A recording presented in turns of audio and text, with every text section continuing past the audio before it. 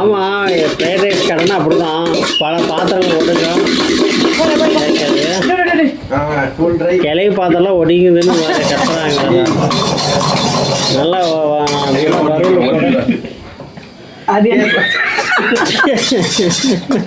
Chicken quarter ஊற்றி colour நல்லா அது வச்சுருக்க காலைல சாப்பிடலாம். இல்ல வேணாம், கெளிவர் காலைல சனிக்கிழமை வேணாம், கால் பண்ணுங்க. நம்ம ஊற்றி அடி அதில்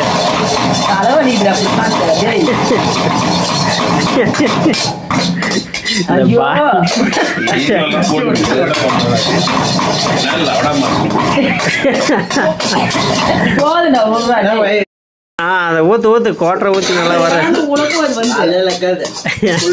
ரத்தம் சதை உடம்புல ஊறி போனால் ஒருத்தனால மட்டும்தான் அந்த குவாட்டரை ஊற்றி ஃப்ரைட் ரைஸ் வர முடியும்.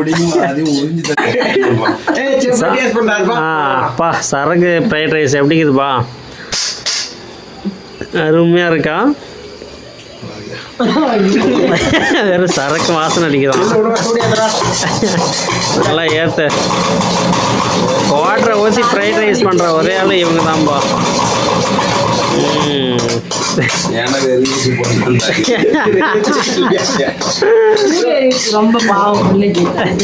இங்கேனா முக்காடு போடணும் உட்காந்து ஒரு கிளவி. இதுவும் குவாட்டர் பைத்து முடிச்சிச்சு. கிளவிக்கு வந்து குவாட்டர் பைத்து முடிச்சிச்சான். அதுக்கு தான் குவாட்டர் ஏதோ முன்னால மறைச்சு குடிக்கிறான். நிஜமா அப்படி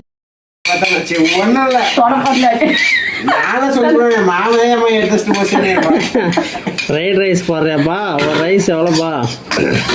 அடுப்பே ஏரியில ஃப்ரைட் ரைஸ் மட்டும் போடுற விடாதா? அதெல்லாம் அவங்களே நல்லா வச்சே பண்ண மாட்டான். விட்டு விட்டு செஞ்சா வருகிறா.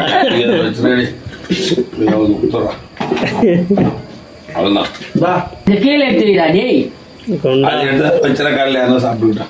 கிளவி சனிக்கிழமை சாப்பிட மாட்டாங்க, நீங்களே அடிச்சிருங்க. யாருமே சாப்பிட மாட்டாங்க சனிக்கிழமை. அவன் சாப்பிடுவான். பிரசாந்த் வெயிட் பண்ணு வேலை, நீ அவன் சாப்பிடுவான். நல்ல புள்ளவான். ஏன்னா குழம்பு அது பீஸ் கிளி ஊற்றி அடி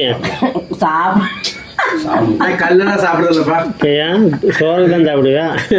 நீ சாப்பிடலாம் சோறே போட. சோறு கிடையாது, இட்லிக்கு நல்லா இருக்கா? இல்ல மாவு அரைச்சிக்கிறாங்க கல்ல இட்லி, அதனாலதான் சொல்றான். ஓஹோ, நல்லா தெம்பா சாப்பிட்ற. தெம்பா வந்து ஞாயிற்றுக்கிழமை கவனிக்கணும். அதுதான் 2 கோழி வாங்குறீங்கல்ல. இந்த வாரம் போறதுல அப்படியா? தலைக்கறிச்சா போயா அடா அடிச்சுடியா? ஆஃப் பண்றா சாப்பிடுவோம். சரி.